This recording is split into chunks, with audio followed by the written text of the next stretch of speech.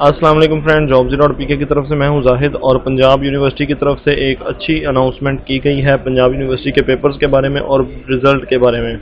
Punjab university के result रुका हुआ था, इसके अलावा पेपर जो थे वो पोस्टपोन थे, तो अब उनमें कुछ होने जा रहा है। पंजाब यूनिवर्सिटी के अंदर हलचल नज़र आ रही है। इसके बारे में मेरे पास क्या इन्फॉर्मेशन है मैं ये इसी वीडियो में आपके साथ शेयर करूँगा।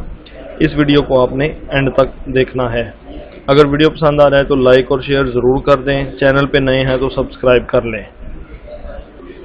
मैं हूं जाहिद, jobs.pk की तरफ से। पंजाब यूनिवर्सिटी एग्ज़ाम शेड्यूल जारी कर दिया गया है, जिसमें कुछ इन्फॉर्मेशन इस तरह है कि पंजाब यूनिवर्सिटी में जो पेपर्स थे वो मुलतवी किए गए थे, वो 25 जुलाई 2021 को होना तय पाए हैं BA और BSc के स्टूडेंट्स के लिए।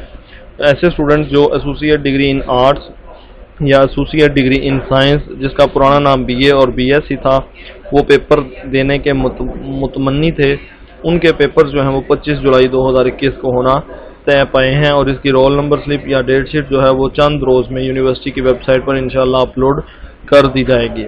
इसी तरह कुछ स्टूडेंट्स का BA BSc पार्ट 2 का रिज़ल्ट, जिन्होंने ऑनलाइन एग्ज़ाम दिए थे, उनका रिज़ल्ट जो है ऑनलाइन एग्ज़ाम के बाद उन्होंने मुतमईन ना होने की वजह से या सप्ली आने की वजह से पेपर्स फिज़िकली सेंटर्स में जाकर दिए थे, उनका रिज़ल्ट जो है वो अभी तक रुका हुआ था।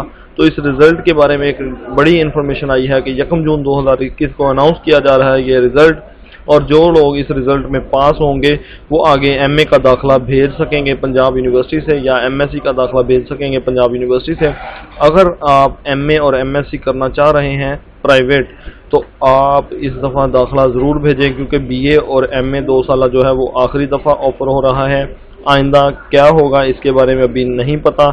MA होगा, BS होगा, या इसको MPhil कह देंगे, या इसका नाम बदलेंगे, या सब्जेक्ट्स बदलेंगे, इसके बारे में हम अभी आपको गाइड नहीं कर सकते। इसके बारे में कोई भी इन्फॉर्मेशन आइंदा हमारे पास हुई तो हम इसी चैनल पे आपके साथ शेयर करेंगे। इसी के साथ मुझे दें इजाज़त। अल्लाह हाफ़िज़।